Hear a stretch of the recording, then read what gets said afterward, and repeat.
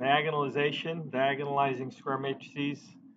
And last time we left off with a step-by-step process, but we didn't really get to do an example. So today, let's do an example and see where else we need to go um, to cover what we need to cover for the test. Your test is a week from Wednesday, I think. Yeah. We'll get that straightened out tomorrow or on Wednesday to be sure. All right. We haven't had too much practice with finding eigenvalues and eigenvectors, but we'll do some of that today. We want to find eigenvalues and eigenvectors. And for the diagonalization process, what we're going to do is after we find the eigenvalues and eigenvectors, we're going to use those to create our diagonal matrix and our invertible P matrix so that A is going to be similar to some diagonal matrix. There's a couple of theorems that follow this. If we have n distinct eigenvalues, then for sure it is the matrix is diagonalizable. So those n distinct eigenvalues, they're all different, can be in the diagonal, and then we just have to find the eigenvectors for each of them. If they're not distinct, they still may be diagonalizable, but it's not guaranteed. So this is not an if and only if statement that says if if you don't have distinct eigenvalues does not mean it's not diagonalizable. It still could be. So Theorem 7 says that if you have, for an n by n matrix, you have eigenvalues from 1 to p. So there's p of them, and that may not necessarily be equal to n. For k going from 1 to p, the dimension of the eigenspace is less than or equal to the multiplicity of the eigenvalue. So remember we talk about the algebraic multiplicity when we find an eigenvalue. So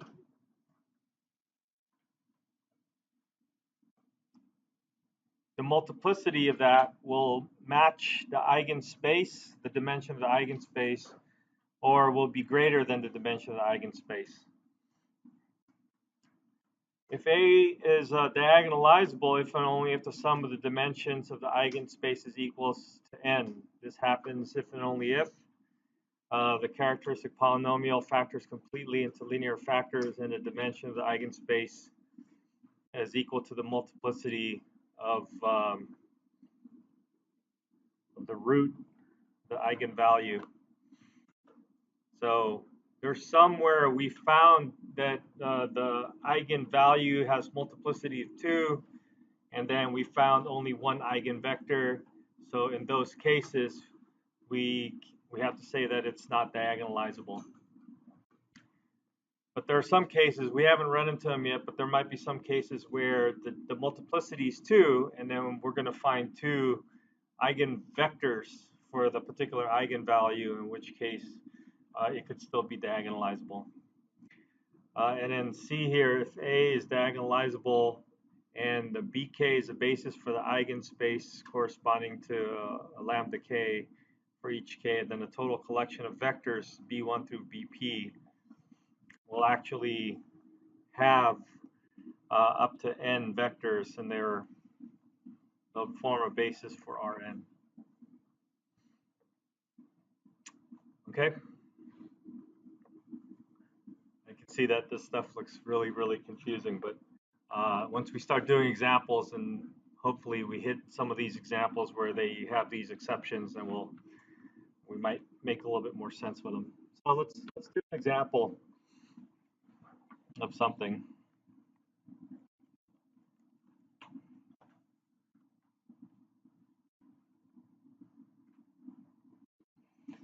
I think there's some examples here. Let's start off with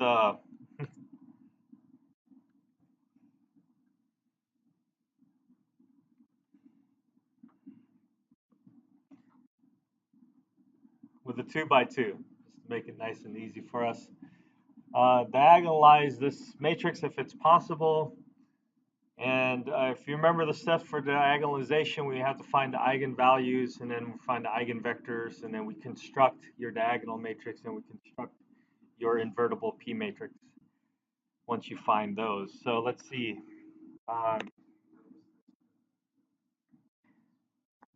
Yeah, so we're going to go A minus lambda I, and we want to find the determinant of that. And we know that it's just going to be the diagonals that are going to have a minus lambda attached to them. And then we take the determinant. So this is going to be 3 minus lambda, 5 minus lambda, minus negative 1. Did we do this? This looks familiar.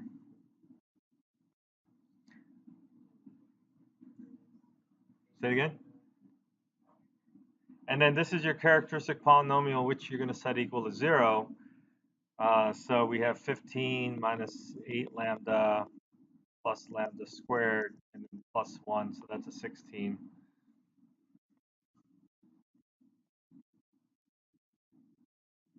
And then this is one of those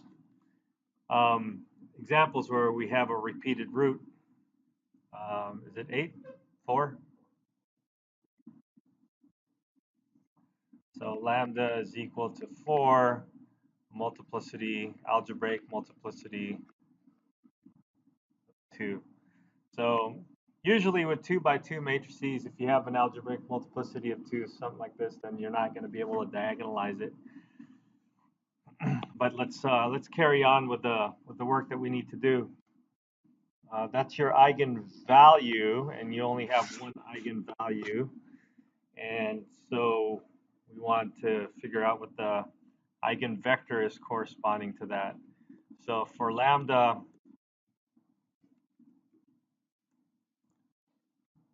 is equal to 4, we have to figure out our eigenvalue. So we recreate the matrix A minus lambda I, where lambda is equal to 4. So it's 3 minus 4. Should I write that down or just say negative 3? I'll write it down. 3 minus 4. That's your lambda. Lambda is equal to 4. Negative 1, 1, and 5 minus 4. And so this is going to be negative 1, 1, and 1. And so you'll see that it'll go away. And if you're looking for did we ever use the word kernel for this? That just ended up being a joke or something, right? If we want to figure out the basis for the null space of this, then we would just look at it and say, hey, there's a free variable at x2, and then x1 is going to be negative of x2.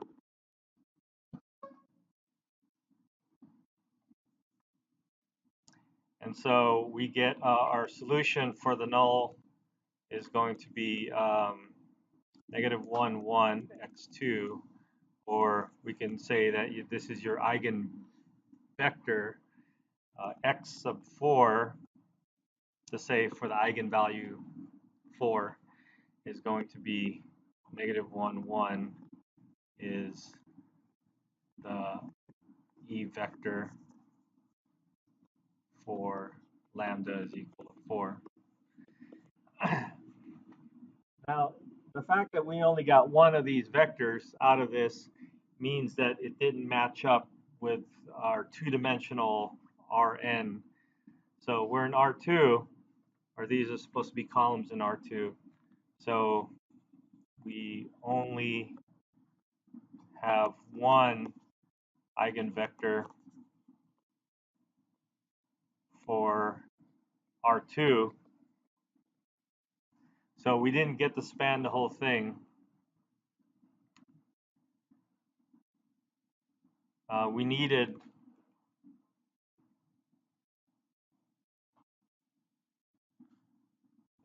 two linearly independent vectors.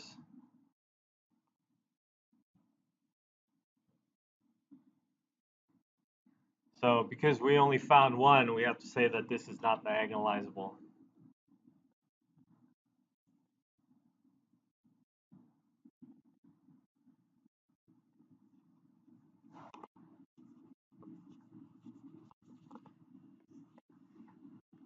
I suppose we should have wrote that in red.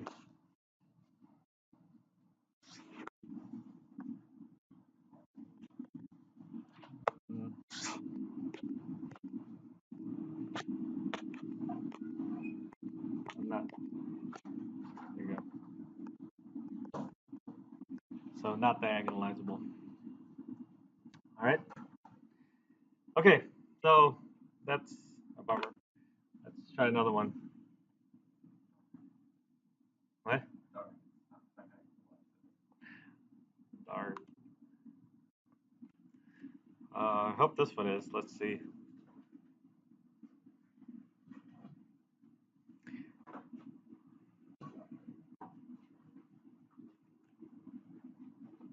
Of course, we'll probably need more room than this, but we'll. Well, you're not going to find dependent matrices. You just need to. We just needed to have gotten two of them. Now, another scenario would have been if we would have gotten two different eigenvalues, then we would have gotten an eigenvector for each one, and then for sure that would have worked.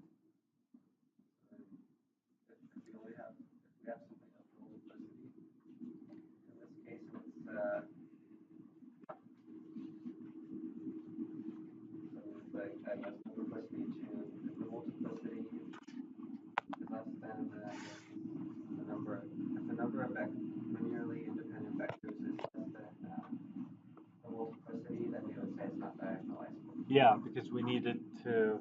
We were counting on, if it had multiplicity 2, we're counting on this eigenvalue to produce two eigenvectors, which it didn't. And so it's not going to happen that way. Usually, for a 2 by 2 matrix, if we have multiplicity 2 for the eigenvalue, then you're not going to find two linearly independent vectors. But it could happen for 3 or larger, so let's see what happens here. Yeah. All right. Oh boy. 3 by 3 matrix. Let's see if we can find the eigenvalues for this. So the eigenvalues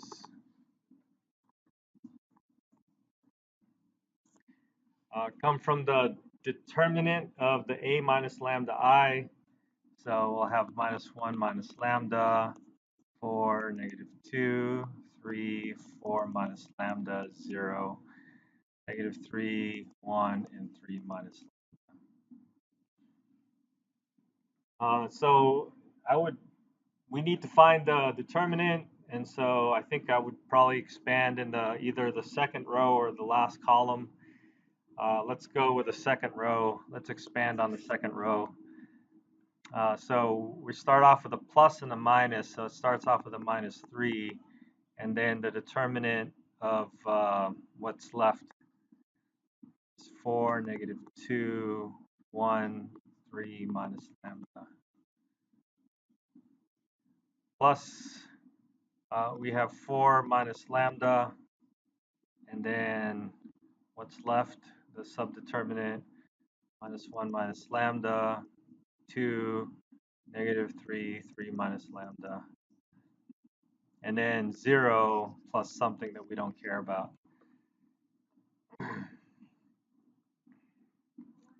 Yes?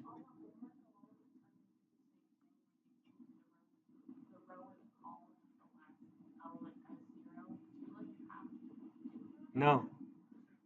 It makes it easier because one of them is 0, like this one, the star, I don't have to worry about if there's a 0.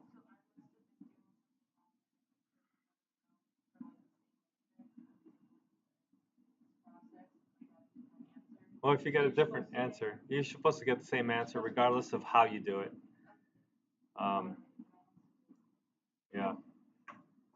Yeah. So I look for the ones with zeros in it because then that would be a little bit less work.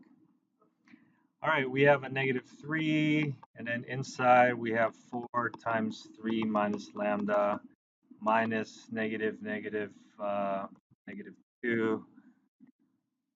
And then we have a 4 minus lambda times -1 minus lambda times 3 minus lambda parentheses minus -6.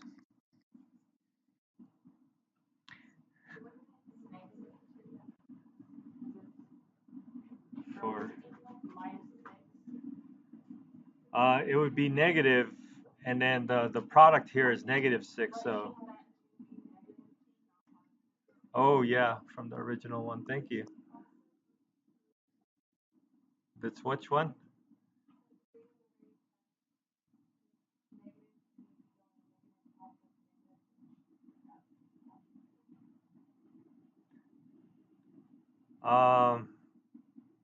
No, when you're only putting the signs out in these places,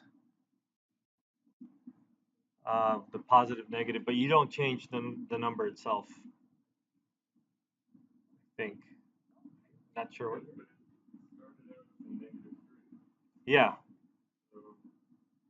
So it starts off with a -3, and then we have a +4, and then a -0. Oh, yes. I copied it wrong.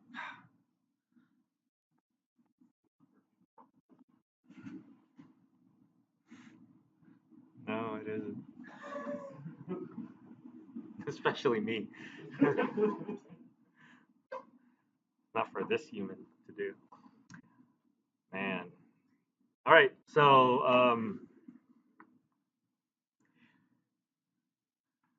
are the signs okay now? God, I hope so. Which one? It's negative because of this, first of all, which I missed. But then when you start doing the signs, um, you start with this plus, and then this is a minus, plus, and minus. Yeah.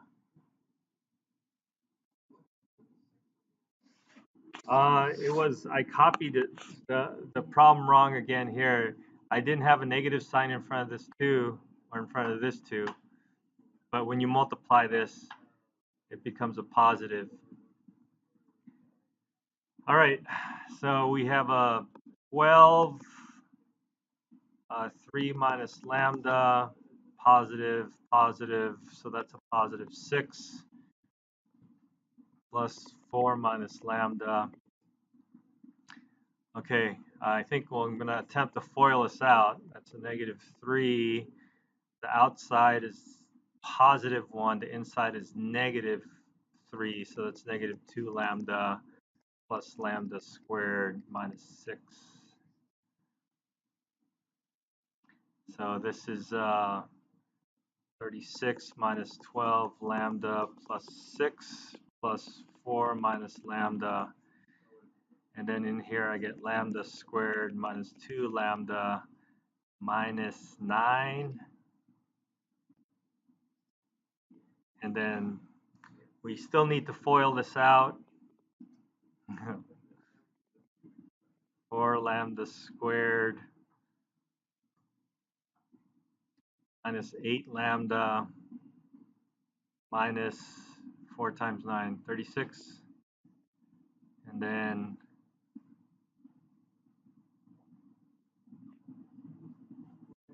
minus lambda cubed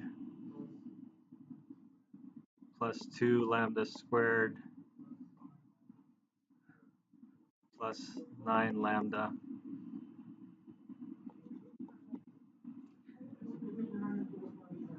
I know. Minus 12 lambda, 36 and 6 is 42. What? Yeah, I know, but the answer is in the book already. But just want to go through this thing. So I have a positive 4 plus 2, that's going to be the squared, plus 6 lambda squared plus lambda minus 36 minus lambda cubed. Let's see, minus lambda cubed plus 6 lambda squared minus 11 lambda plus 6. That doesn't factor.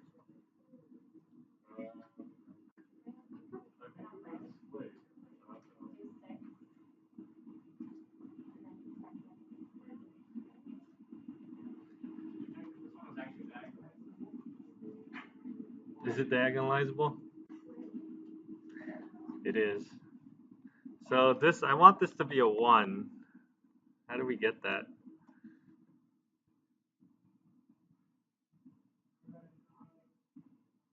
Just take out one of the ones there. Yeah. Let's just pretend. What? Okay. Just erase one. Oh man, come on, algebra.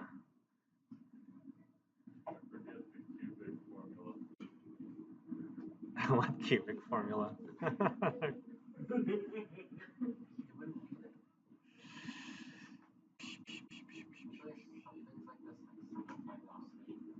What? We could if this is right. I'm afraid this is not right.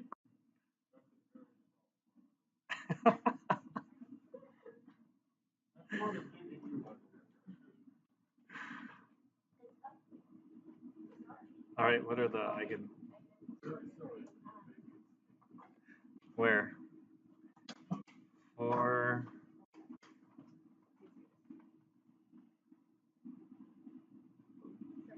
Minus 4 lambda.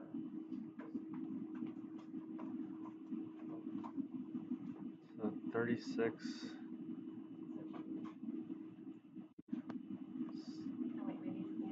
I multiply these two, and then I distribute.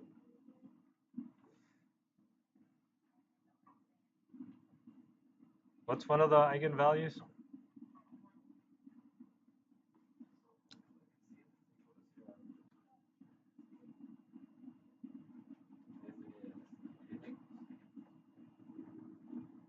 Oh, 1 would work. What? Uh-huh. So it's right? Oh, okay. Well, let's assume it's right then. So we need to guess at what the solutions might be when this is set equal to 0. Let's guess that maybe a solution might be 1, because Ali told me it was 1. Or we can also guess, right, that the possible solutions are plus and minus 1 and 2 and 3 and 6. They're multiples of the last term divided by the leading coefficient, plus and minus. Right, so 1 is a pretty good guess. Even if she didn't tell me that it was 1, I would probably guess that that was one of them. And you could tell if you put 1 in there, and for lambda, you would get 0, right? Is that true? Yeah, so, okay, good. So that's a good sign.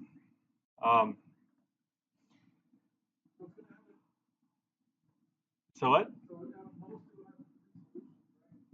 No, it'll have exactly 3 solutions. The issue is that one of them might be complex, and if it does, then we're doing something different.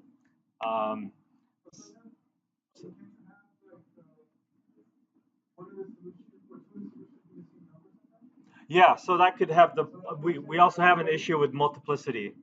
Yeah, yeah. So if we count multiplicity, we'll have exactly 3, and then if you don't count multiplicity, you'll probably have less than 3.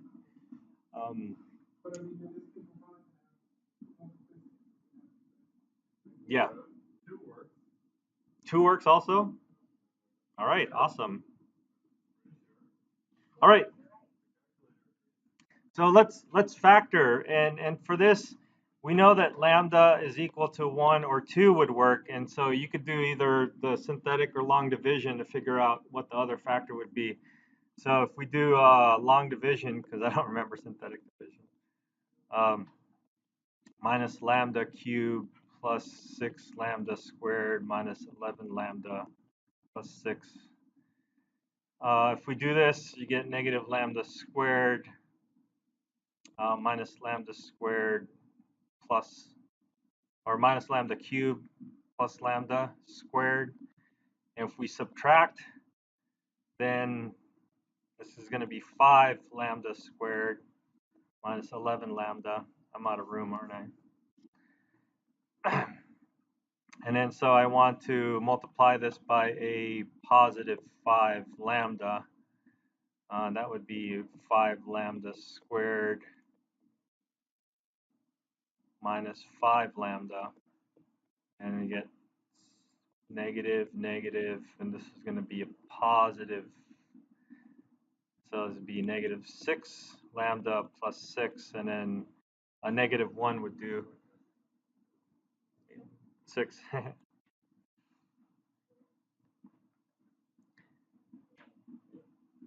So we have this as a factor, and then if we factor this, we're going to get lambda minus 2 and lambda plus 3, I guess.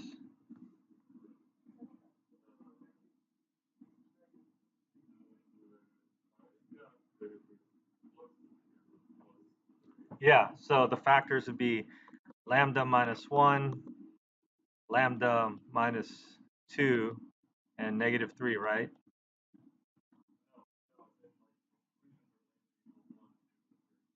Oh, so they're both minus. Oh, yeah, okay.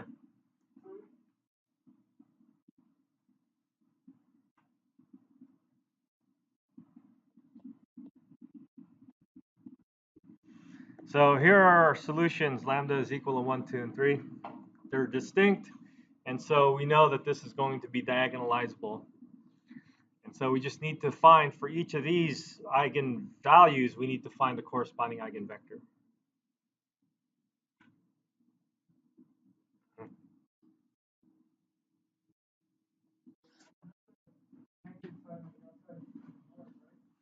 Yeah, but that means you also have to change the signs here, because I think that's what messed me up a little bit, is that the 2 and the 3 have to have the same sign.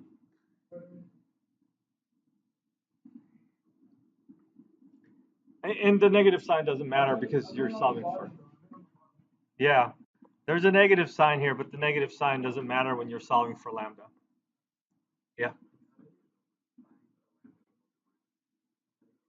I guessed. I guessed. Actually, Ali told me, but I would have guessed 1, 2, or 3. Yeah.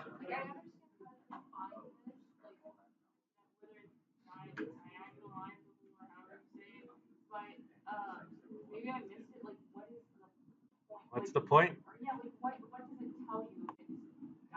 If it's diagonalizable, and we're getting to that, if it's diagonalizable, then we're going to write it as a diagonal. So this is going to be, the A is going to be similar to a diagonal matrix. And when we do that, we could do things like take it to the 15th power quite easily.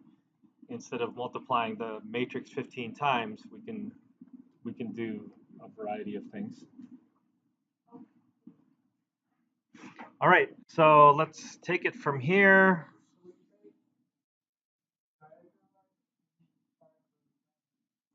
It means find the lambdas and then write it as a diagonal. So the diagonalizable part doesn't come until after you found everything that you need. So we found the lambdas, we found the eigenvalues. Now let's find the eigenvectors, and then we'll put it together in a diagonal equation. All right, so let's take, we need to take each of these eigenvalues separately.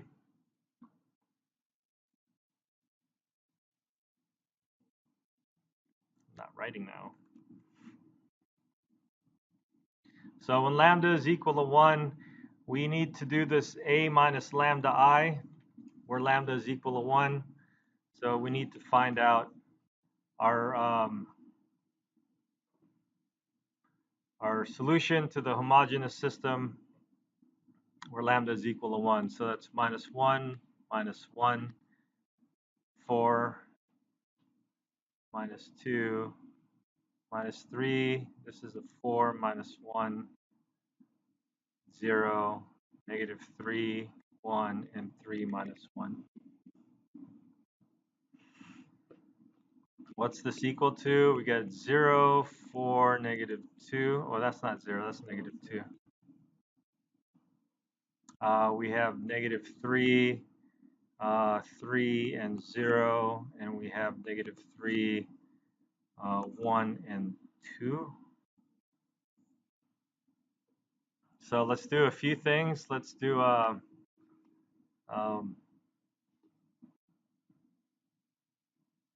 let's just make this, let's divide the first row by negative 2.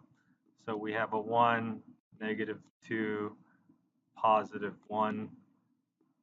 And that'll help us clear some of these things out.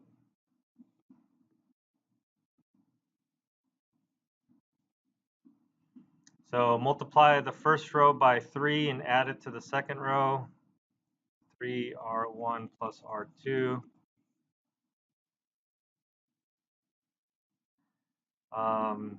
3 times negative 2 is negative 6. Plus 3 is negative 3. 3. And then we'll do the same thing here. 3r1 plus r3.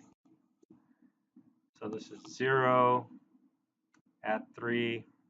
Multiply by 3. Negative 6.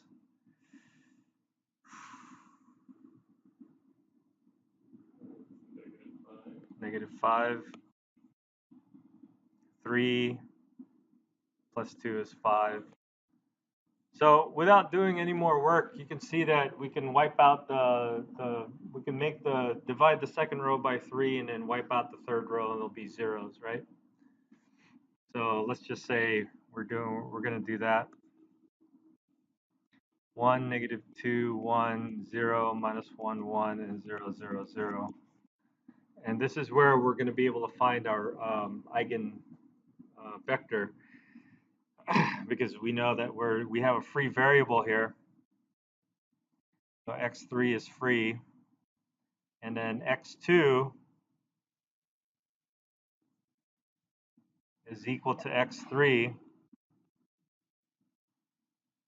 that right? Move it over. And then x1 is equal to 2x2 plus x3, but x2 is equal to x3, and so that's 3x3.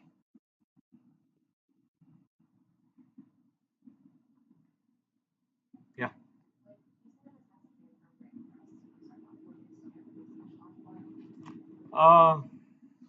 I suppose. Yeah, I know. X1 would be, yes, it's a minus. What were you saying, Alan?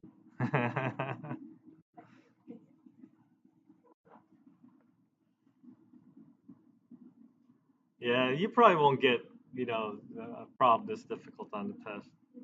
I mean, not that this is difficult. This is really just the nicer numbers, and probably if I were to ask you to do something from scratch, it'll probably be a 2x2.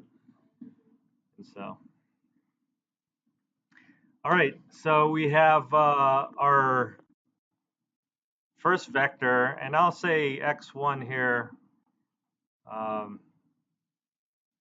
to say that this is the not the subscript 1 for the x1, but the vector x1 with the subscript 1 that stands for the eigenvalue.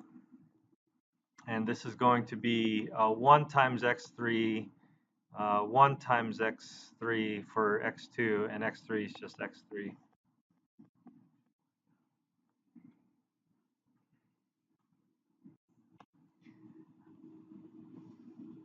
This is one of these problems where I should have started on the fresh new page.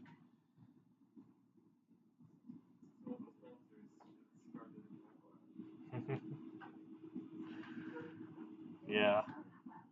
What? Well, this is kind of fun.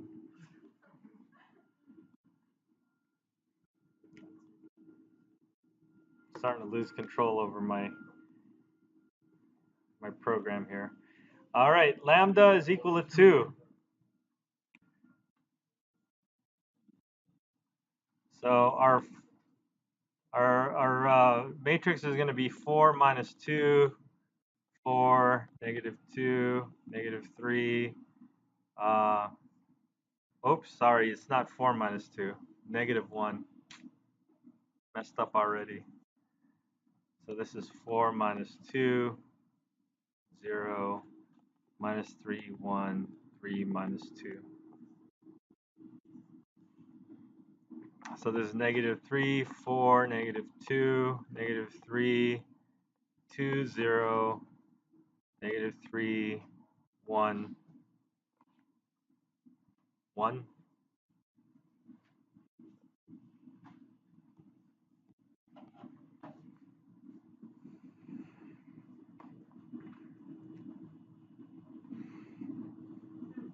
Okay. So row reduce. I suppose these are all -3s, so we could just say we're gonna multiply by -1 and add to the second and third rows. So -1 R1 add to R2 and do the same thing for R3. So -3, 4, -2. So we multiply this by -1, we're going to get -4. -4 plus 2 is -2. -4, -2 times -1 is +2. So that's that. And then we do the same thing for R3. We're going to get 0. -1 is -4. -4 plus 1 is -3. +2 plus 1 is +3. And so we can see that last one go away again, right? -3, 4, -2, 0. I'll put -1, 1 here. Let's say we took a couple more steps. So we have a free variable in R3 again, in x3, and x2 is equal to x3. And then -3x1 plus 4x2 minus 2x3 is equal to 0. So we need to solve for x1 here. x1 is going to be, x2 and x3 are equal, so we could just combine these. This is going to be a +4 minus 2 is +2. Brought over to the other side, it'll be -2. And then divide by -3. So that's a 2/3 x3. So our vector here, this would be your vector for the eigenvalue of 2, is going to be equal to 2/3 1 and 1 times x3. Or you can also, because it's a scalar and then x3 is free, we can just say, let's pretend we're multiplying this by 3.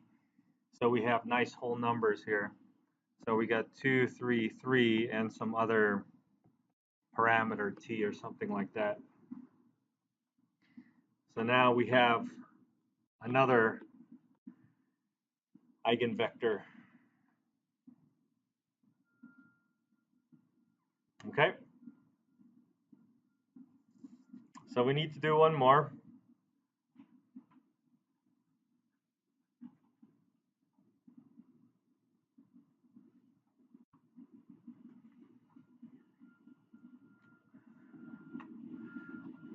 So let's do one more.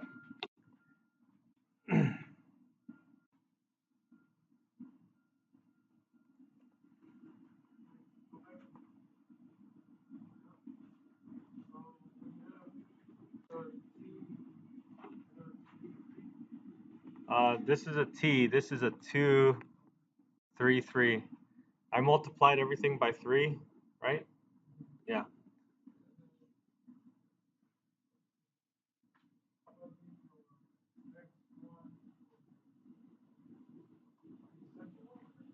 Yeah, so x1 was equal to 2/3 x3, I think, when we solved for it. And so that's the 2/3 x3, and x2 is equal to just 1 times x3, and x3 is free, 1 times x3.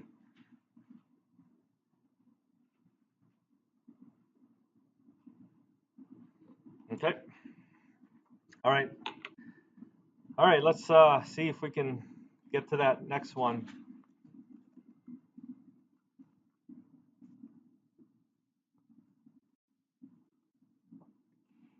So this is our matrix. Our last vector or last eigenvalue is 3. So we have a minus -1 minus 3, 4, -2, minus 3, 4, minus 3, 0, minus 3, 1, 3, minus 3. All right, so this turns out to be, this is an equal sign, minus 4, 4, -2, minus 3, 1, 0, minus 3, 1, 0. So we can immediately wipe out that last one. And maybe we could just do one more quick, what should we do here? Let's multiply this by -3/4.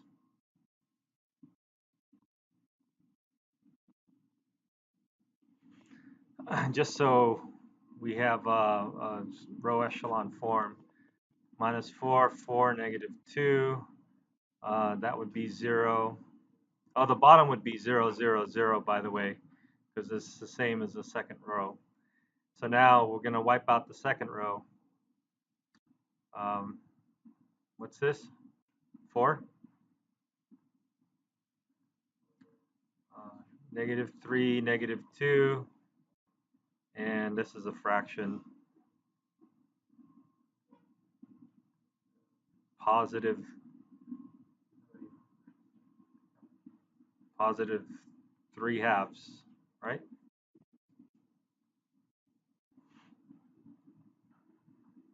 So let's just simplify or just scale these things. This is -1 or -2, 2, 1, 0. Let's multiply this by 2 so we don't deal with fractions any more than we have to.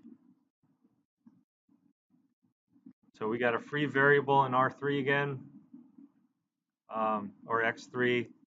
x2 is going to be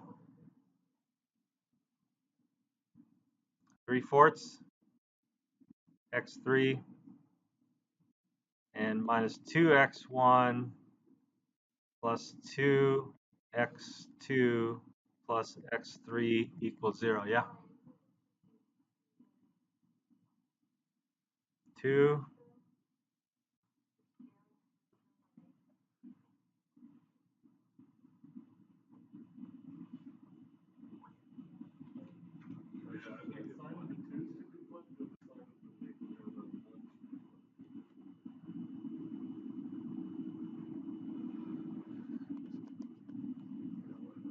That's it. Then this is it. All right. Thanks for catching that.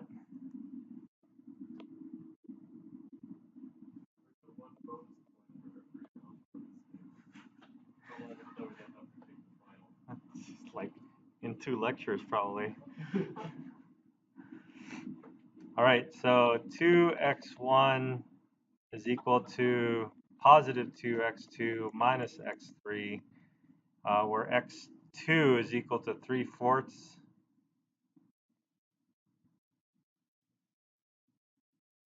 x3.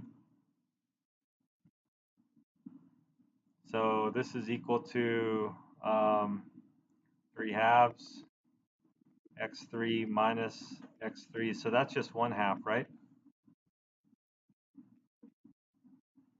And then there's 2x1. So x1, we divide by that, we get 1/4 x3.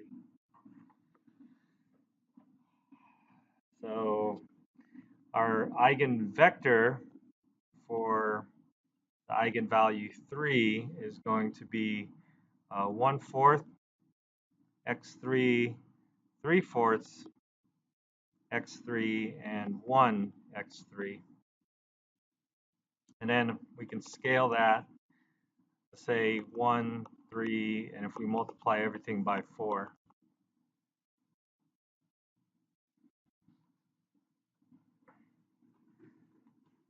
Oof. All right, so let's see if we could summarize what we've done so far. We have our lambda is equal to 1. We have our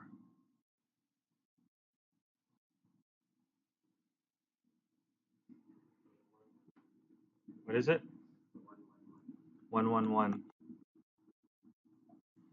We have lambda is equal to 2.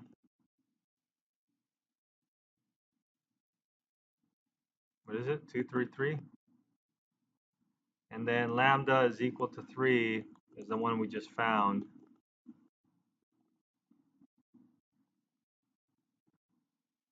One, 3, 4. So, man. So, first of all, x1, x2, and x3 should all be linearly independent. There's 3 of them, and it's in R3, so they span all of R3. So they form a basis for R3. They're linearly independent, so if we make a matrix out of them, then it's going to be invertible. What the inverse is another story. And we can diagonalize it. So to diagonalize this, finally,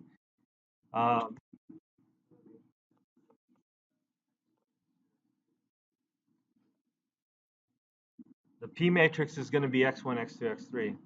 So the P matrix is going to be, this is the invertible matrix. It's going to be 1, 1, 1, 2, 3, 3, 1, 3, 4. And the only thing that matters here is the order of the matrix that you have the columns should match the order of where the diagonal goes. So the first column came from the eigenvalue of 1, so it's going to be the eigenvalue of 1 is 1, and that's going to go in the first slot. The eigenvalue of 2 comes next, and the eigenvalue of 3 comes after that. So supposedly, and we can use MATLAB to check this, supposedly if we multiply this P times D times P inverse, this should get us the original matrix A. Okay? So I'm kind of eager to find that out. So let's see if this is true.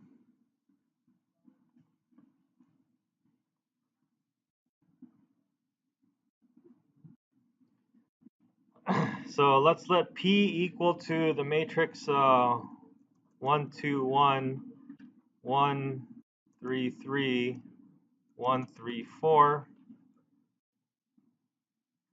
And P inverse would be the inverse of P. Oh, it turned out to be a nice matrix. I was expecting like decimals and stuff, but so P times P inverse should equal to the identity matrix, okay? So that's our P inverse. Our diagonal that we found, I think I can do a diag, but I'll just see diag. I think I want a list here. 1, 2, 3. I don't know if this will work. Oh, it worked. Okay, so that's the diagonal matrix. And if I multiply P times, is it P inverse first? Ooh. P first? P times D times P inverse. Oh, I didn't call that. D equals.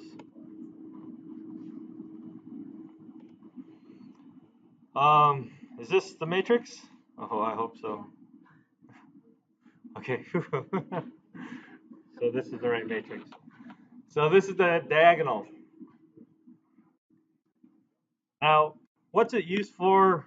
One of the things that it could be used for is that if we're interested in figuring out what a to the 10th power is, instead of multiplying a 10 times, which I suppose you can easily do in MATLAB, but if you have the diagonalized matrix form, then you would have P D and then P inverse. And I think I showed you guys last time that if you were to put this P, D, P inverse 10 times next to each other, all the middle P and P inverses would cancel out. And so this will just end up being P, D to the 10th power, and P inverse. And if you take a diagonal raised to the 10th power, then you're just taking each of those entries raised to the 10th power. So what we would have here is 1, 2, 1, 1, 3, 3, 1, 3, 4. And then you would have 1 to the 10th power. You have 2 to the 10th power. And then you have 3 to the 10th power. And then multiplied by whatever P inverse was. What was P inverse?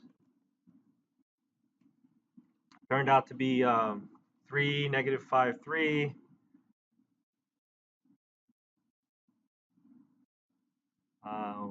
Negative 1, 3, negative 2. And 0, 1, negative 1, 1.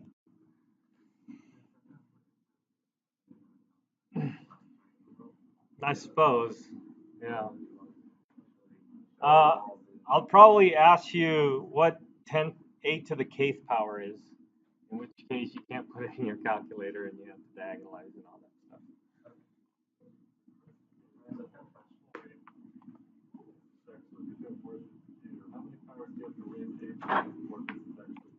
Well, if you raise it to the arbitrary k power, then you have to do it that way.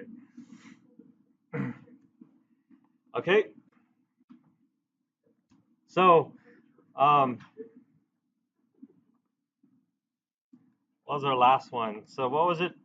A equals P times D times P inverse is equal to this.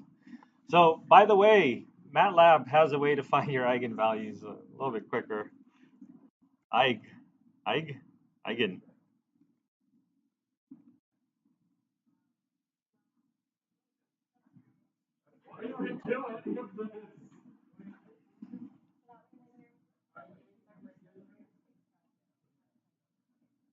Yeah. No. Because the computer people an unfair advantage because they know how to program their calculator.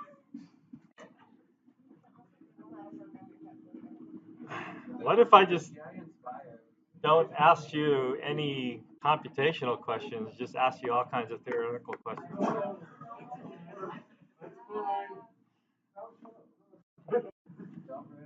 I think I'm kind of moving towards that way anyways.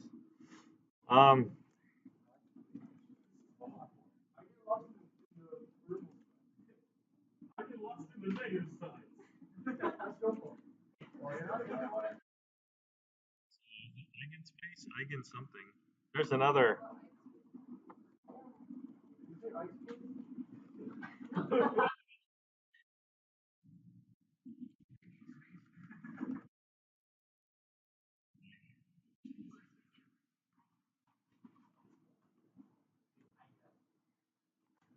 I guess.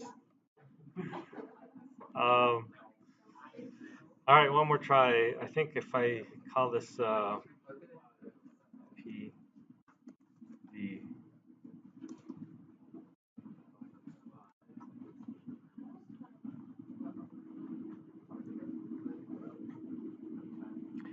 So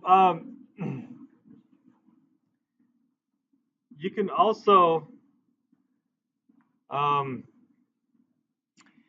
use the command eig, and if you precede the command with two matrices, then you would get a matrix P, which in this case, this matrix is different from ours. But if you look at it carefully, look at the relationship between the numbers in the columns versus the numbers in our columns, you'll see that it's pretty close to being the same, except each column was just probably multiplied by a factor or something.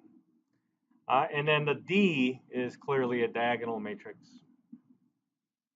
So if you use this correctly, you can actually pull out your invertible matrix P with the diagonal matrix D. Okay?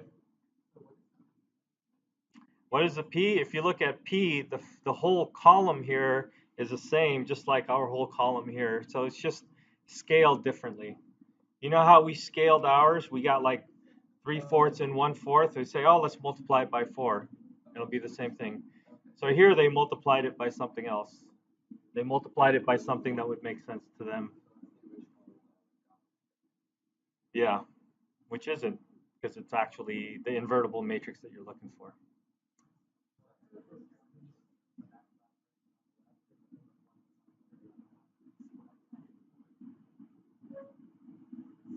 What do you mean?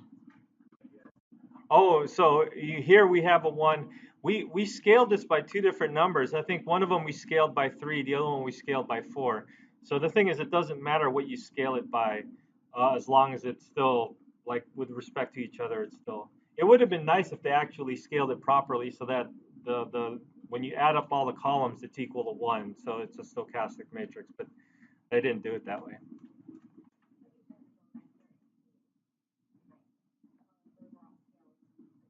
Yeah.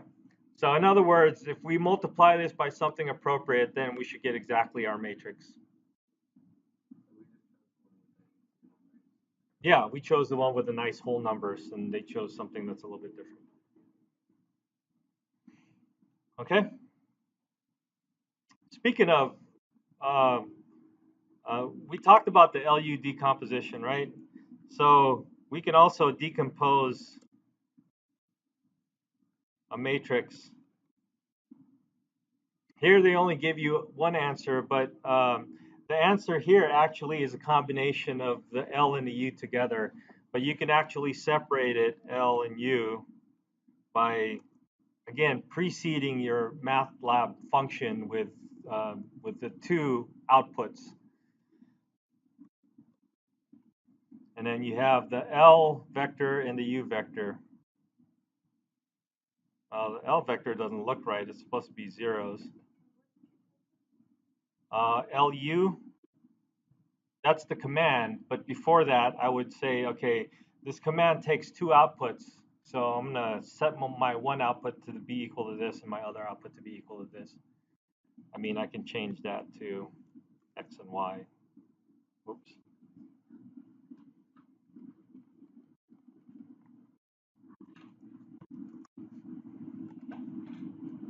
But again, my L is not coming out right.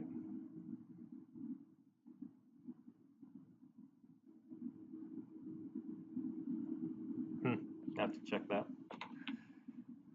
There might be some transpose things happening. All right. So that's diagonalization. Okay.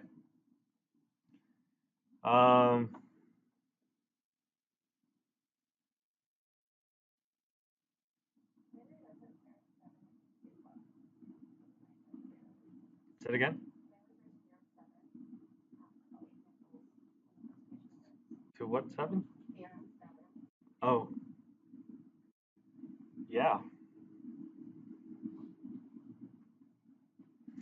So in our case, we had n distinct eigenvalues, so we got it to be diagonalizable. A matrix is diagonalizable if and only if the sum of the dimensions of the eigenspaces. So we had a 3-dimensional eigenspace in R3, so that worked out. Characteristic polynomials factors completely into linear factors. That's what we saw.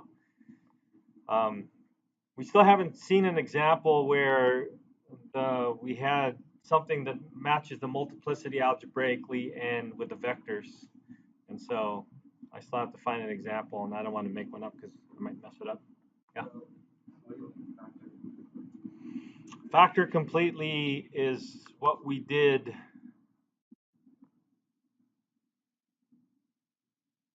We did it here at the end. We're factored completely into linear terms. And so there's no, not extra constants, but there's no imaginary numbers. Like it has imaginary numbers, then we need to do something else. And we're not going to go there in this class.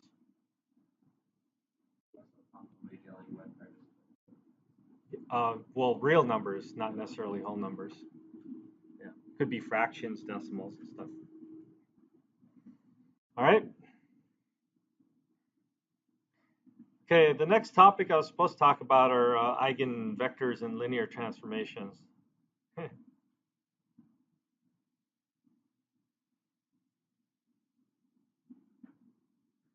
I don't know if we need to go here.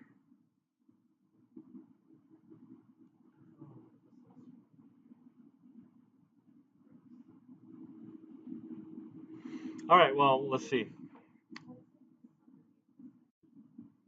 What's the what? Oh, so the summary in the section that we were just at, I guess we were in section 5.3, is to be able to diagonalize a matrix. Oh, this one? The summary, well, the idea here is to relate the linear transformation to eigenvalues and eigenvectors. And it's all about creating basis vectors again.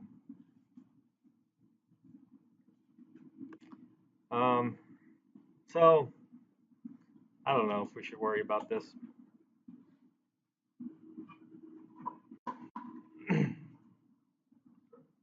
Why don't I just put it in the notes and then we'll see if we need to worry about it.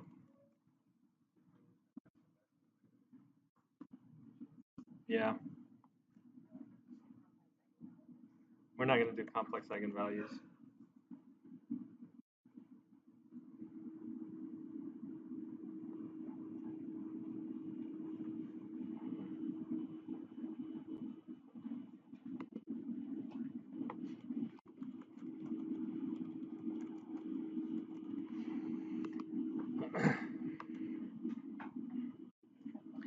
All right.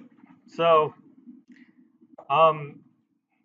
the other thing that we didn't really talk much more about are like vector subspaces. I wanted to talk a little bit more about that.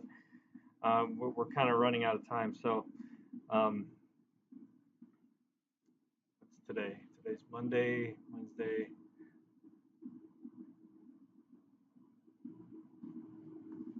So I guess we have Wednesday to talk about whatever it is we need to talk about. So we'll see. I'll take a look at this material again and see if decide we're going to talk about this. I think we need to backtrack to talk about 3.3, to talk about Cramer's rule and some simple applications. But if we take a look at the contents for chapter 5, I was really just intending to go over 3 sections, but